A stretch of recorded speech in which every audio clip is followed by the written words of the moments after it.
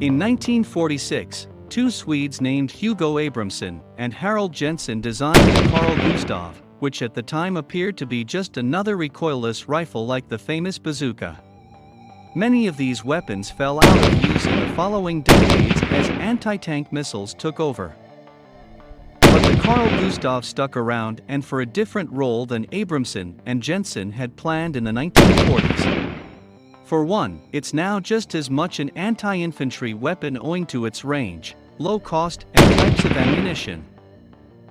Soldiers are fond of the 84mm Carl Gustaf, and it's easy to see why. The weapon is quite practical for dismounted infantry, especially at long ranges, and creates a thrilling blast, so it's fun to shoot. The U.S. Army had a handful in service with Special Operations units, and they proved so popular that the Army began distributing them widely. Not bad for a weapon with its first design dating back 70 years. Of course, a lot has changed in 7 decades. The Army is even testing a new version of the Carl Gustaf called the M4, known in the United States as the M3E1. To put it simply, it's a really powerful rifle that vents pressure from the blast which propels the round from a port in the launcher's rear. It would be absolutely unwise to stand behind a Carl Gustaf when one goes off. It's not a rocket launcher, exactly. But the Carl Gustaf can fire rounds which have a tiny rocket to boost them farther. A wide variety of ammunition ranges from high explosives, anti-tank warheads, smoke and eviscerating flechette darts. The war in Afghanistan had a lot to do with the Carl Gustaf seeing a revival in U.S. service. Militants harassed American troops from long ranges and from behind cover, making it hard to shoot back. A missile from an orbiting aircraft or a shoulder-fired javelin launcher would reach far enough, at a cost of around $80,000 per missile. A single Carl Gustaf round costs at most around 3% as much, and carries an effective range of 1,000 meters if it's a rocket-boosted round. So it's no wonder why the Army loves it. Fundamentally, the launcher's design hasn't changed. Saab, the weapon's Swedish developer, is pitching the M3E1 as a collection of evolutionary improvements optimized for urban warfare. It's slightly smaller and weighs around 15 pounds, 7 pounds lighter than the current M3. The M3's weight is one thing soldiers don't tend to like about it. And since modern soldiers wear a lot more headgear, Saab tweaked the design to be more ergonomic and adjustable. Awkward is not a feeling a soldier wants to have when firing a high-explosive round in an urban firefight. The M3E1 also features an interface for intelligent sights, allowing soldiers to program air-bursting rounds to explode above a precise point.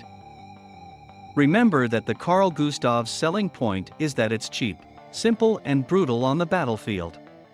Eventually, it will wear out. So Saab added a device which records how many times the launcher has been fired. The problem with the current M3 is that U.S. Army requires its soldiers to mark in a notebook how many times they fire. This number must be exact.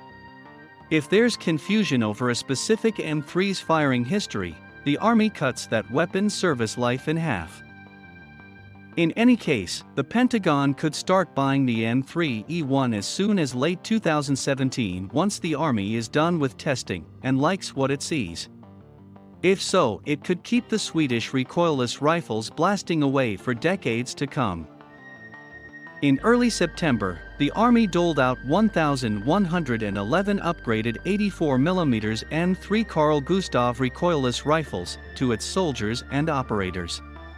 Now the Marine Corps is looking to get in on the bazooka goodness. Marine officials are weighing the possibility of acquiring the new M3E1 multi-role anti-armor anti-personnel weapon system (MAWS) as a lightweight substitute for the existing 153 Malawian Quachas shoulder-launched multipurpose assault weapons (SMAW), traditionally reserved for bunker busting.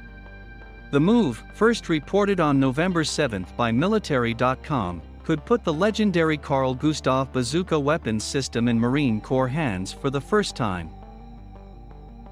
Right now, we have a registered capability gap for multiple effects rocket fire, Chris Woodburn, deputy for the Marine Corps Capabilities Development Directorate's Maneuver Branch, told military.com. So the Army and SOCOM have the MAAWS, and we are looking to get the resourcing we need to pursue the next iteration of MAAWS.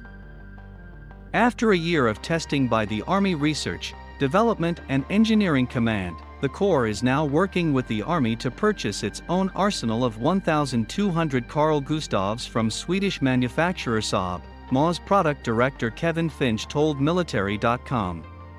Marines with the 31st Marine Expeditionary Unit, the Corps' only continuously forward-deployed unit, tested new Carl M3E1 weapon systems on October 25 at the Camp Hansen training area near Okinawa, Japan. The M3E1 is certainly less cumbersome than its higher-powered predecessors. Its re-engineered titanium shell is a full 6 pounds lighter, but still laden with bells and whistles like a specialized automatic round counter and an onboard ballistics computer. But the flexibility of multiple effects rockets set for airburst or proximity detonation, though a customizable fire control and fuse setting system, is a major selling point for Pentagon planners. It helps that the M3E1 can outfire both the Corps' current SMAs and the PKM machine gun favored by insurgents downrange. The current system that the Army uses is the AT-4, which only allows soldiers to fire one shot, and then they have to throw the system away, Randy Everett, Army Project Manager for the Foreign Technology Program, said in a statement in September. With the M3E1, soldiers can use different types of ammunition, which gives them an increased capability on the battlefield. It remains to be seen when the explosive new Carl Gustav will actually tear up modern battlefields. Saab North America Marketing Director Jack Seymour told Marine Corps Times in October that the M3E1 still faces roughly 6 more months of assessment after its current testing and evaluation period.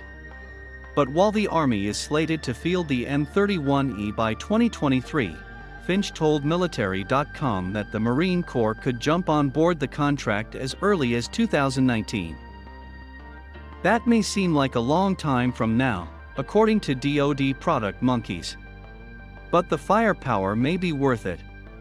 The best distillation of the awesome power of Carl Gustav in the hands of a Marine comes from Chief Warrant Officer 5 Christian Wade, the gunner for 2nd Marine Division at Camp Lejeune and beloved firearm junkie.